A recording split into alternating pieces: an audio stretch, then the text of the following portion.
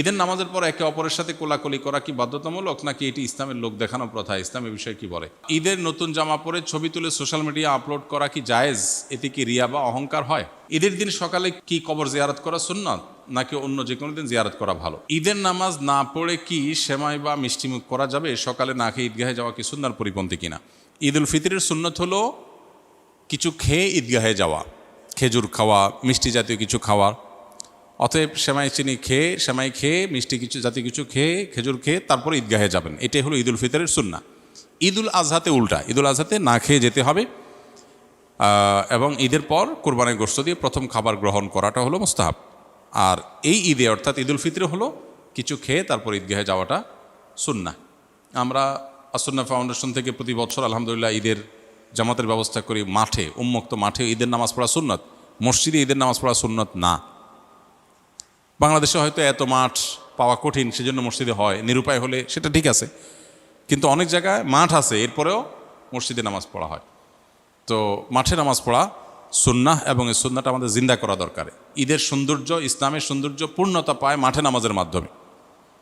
অতএব সেই ব্যবস্থাটা আমাদের করতে হবে। আমরা আলহামদুলিল্লাহ এই যে ইউনাইটেড ইউনিভার্সিটির পেছনে যে স্বদেশ প্রপার্টিজ, এটার মধ্যে আসুন্নাহ ফাউন্ডেশনের যে মসজিদ কমপ্লেক্স, এর সাথেই আমাদের বিশাল বড় ঈদগাহ মাঠ আলহামদুলিল্লাহ। সেখানে আমরা ঈদের নামাজ প্রতি বছর আদায় করি এবং আমরা আমাদের যে ঈদগাহ সেখানে বেশ কিছু ভেরিয়েশন আমরা রাখি। গত বছর আমরা 10,000 প্যাকেট 3 পিস করে খেজুর সবাইকে দিয়েছি এবং 10,000টা ফিরনি, ছোটো ছোটো বক্স ফিরনি মিষ্টি, এটা আমরা সবাইকে দিয়েছি। 1 বোতল করে পানি দিয়েছি। তো এই বছর সেটা আমরা 15,000 করে প্রস্তুতি নিচ্ছি ইনশাআল্লাহ। 15,000 করে 3 পিস করে খেজুর এবং ফিরনি এবং পানি দেওয়া হবে। এবং সেই সাথে বাচ্চাদের জন্য ঈদের পর ফ্রি খেলাধুলার বিভিন্ন রাইড আমরা অ্যারেঞ্জ করি। অনেক মূল্যবান এবং দুষ্প্রাপ্য এবং বড় বড় রাইডগুলোকে আমরা হায়ার করে আনি এবং সেগুলো ঈদের সারা দিন এবং ঈদের পরের দিন, তারপরের দিন বাচ্চাদের জন্য ওপেন ফ্রি করে রাখা হয়। আর মেয়েদের জন্য এবছর আমরা সেখানে হাতে মেহেদি লাগাই দেওয়ার ব্যবস্থাও রাখতেছি ইনশাআল্লাহ। আর শুধু বাকি আছে আবিয়া ইত্যাদের বিয়ে করানো, ওইটাও হয়ে যেতে পারলে ভালো হতো। শাওয়াল মাসে বিয়ে মুস্তাহাব।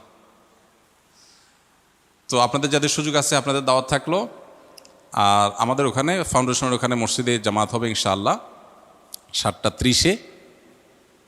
এখানেও 7:30-এ জামাত হবে ইনশাআল্লাহ। মসজিদেও 7:30-এ, বসুন্ধরা থেকে জানা দিয়েছে 7:30 আমাদের এখানে সময় ইনশাআল্লাহ। তো ঈদের দিন একটু মিষ্টিমুখ করে যাওয়া সুন্নত, সেটা বলতে গিয়ে বললাম। কেউ যদি আমাদের ওখানে ঈদের নামাজ পড়েন, বাসাতে মিষ্টিমুখ নাও করেন, আমরা ইনশাআল্লাহ আপনাকে মিষ্টিমুখ করাবো ইনশাআল্লাহ।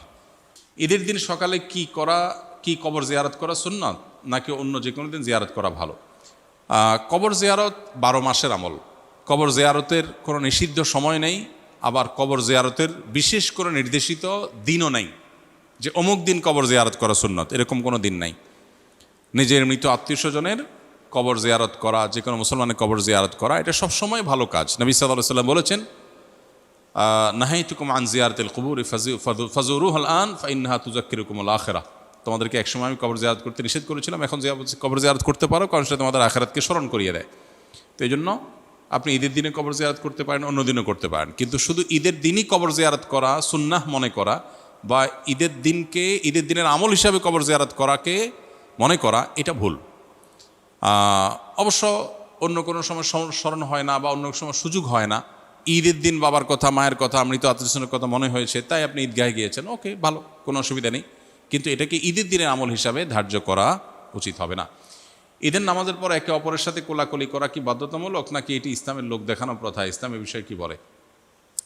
আমাদের দেশে কালচারটা বেশ ভালোভাবে প্রতিষ্ঠিত হয়ে আছে। সেটা হলো ঈদগাহে ঈদের নামাজের পরে আপনার কি কোলাকুলি করা। কোলাকুলি জিনিসটা তো ভালো জিনিস না, কাঁধে কাঁধ মেলানো আর কি। কোলাকুলি মানে একজন আরেকজনকে কোলে নেওয়া। একজন বড় মানুষ, প্রাপ্তবয়স্ক মানুষ আরেকজনকে কোলে নিবে, এটা তো শুনতেও অড শোনা যায়। কোলাকুলি মানে কি? আমি আপনার কোলে উঠলাম, আপনারা আমার কোলে উঠাইলাম, শুনতে তো ভালো শোনা যায় না। যাই হোক, শব্দটা যদিও কোলাকুলি বলা হয়, এখানে উদ্দেশ্য মুআনাকা। হাদিস আমাদেরকে করতে বলেছে কি? মুআনাকা। মুআনাকা মানে কি? কাঁধে কাঁধ মেলানো। মানে আপনার কাঁধে আমি কাঁধ রাখলাম, আপনার প্রতি সৌহার্দ্য প্রকাশ করলাম। আমাদের দেশে বলে আসেন বুকটা মিলাইনি। শরীয়ত আসলে বুক মিলাইতে বলে না, কি মিলাইতে বলে? কাঁধ মিলাইতে বলে। শরীয়ত বলছে কাঁধ মিলাইতে, আমরা মিলাই বুক। শরীয়ত বলছে কাঁধে কাঁধ মিলাইতে, আমরা বলি কোলাকুলি। এটা ছোট ভুল অবশ্য, অনেক সময় বলার ভুল হয়, উদ্দেশ্য ওইটাই হয়, অত এটা তেমন মেজর কোনো অসুবিধা নেই। মূল বিষয়টা হলো ঈদের নামাজের পরে আমরা কোলাকুলি করব কি না, কাঁধে কাঁধ মেলানো, এটা ঈদের কোনো সুন্নাহ না।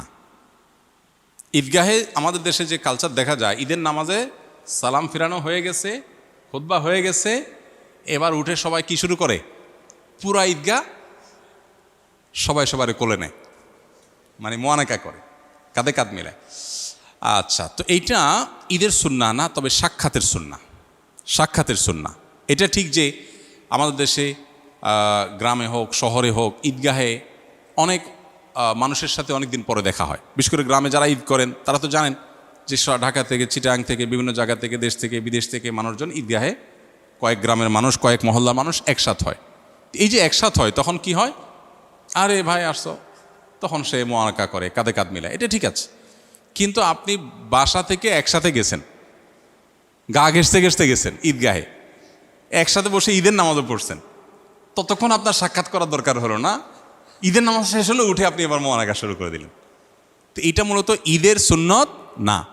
তারপরেও আমাদের ঈদের কালচারে পরিণত হয়েছে, এটা কালচারে পরিণত হয়েছে। এটা যদি মোয়ানাকার সুন্নাহ মনে না করে জাস্ট ঈদের শুভেচ্ছা বিনিময়ের অংশ হিসাবে, সামাজিক কৃষ্টি হিসাবে, আপনার কেউ কারোর সাথে হাসি মুখের সাক্ষাতের অংশ হিসাবে জাস্ট ঈদের কালচার হিসাবে কেউ করতে চায়, তো সেটা সুন্নাহ মনে না করলে, মোয়ানাকা মনে না করলে, এমনি একজন একজনের সাথে হাত মিলানো, তারপরে আপনার বিভিন্নভাবে সৌহার্দ্য প্রকাশ করা, সৌহার্দ্য প্রকাশ, সম্প্রীতি প্রকাশ হিসাবে যদি হয়, সেটা একটা লেভেল পর্যন্ত হতে পারে।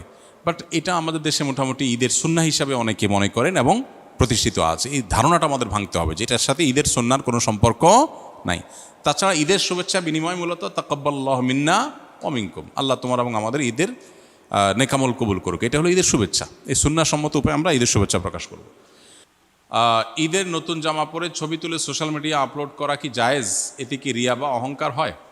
ঈদের নতুন জামা পরে সোশ্যাল মিডিয়ায় ছবি তোলা, এইটা এখন একটা বেশ আমাদের ইয়াংদের কাছে বেশ কমন একটা কালচার এবং ট্র্যাডিশনে পরিণত হয়েছে। কেউ যদি এটা আনন্দের প্রকাশ হিসাবে করে তাহলে সেক্ষেত্রে এটা জায়েজ হতে পারে। তবে মেয়েরা তাদের পর্দার যে বিধিবিধান তারা যেরকম খেয়াল রাখতে হবে, ছেলেরা তাদের এটা খেয়াল রাখতে হবে। জামাই বউ একসাথে ঈদের জামা কাপড় পরে ছবি তুলে সোশ্যাল মিডিয়ায় দিয়ে দিলেন আর বললেন দোস্তরা ঈদ মুবারক, দোস্ত তো বানাচ্ছেন 5,000 ফেসবুকে। এখন এই যে ছবি দিলেন, এটাতে রমজান জুড়ে যে আমল টামল করলেন এগুলো সব বরবাদ করার জন্য যথেষ্ট হয়ে যেতে পারে, সেরকম একটা কাজ করলেন। তো এটা তো না জায়েজ কাজ। আপনার স্ত্রীর ছবি আপনি সোশ্যাল মিডিয়ায় যখন দিবেন, বন্ধুরা নিচে লিখবেন নাইস। এই নাইসের মানে কি বুঝতেছেন আপনি? সে কি বুঝাইতে চাচ্ছে? একটু বিবেকটা খরচ করেন।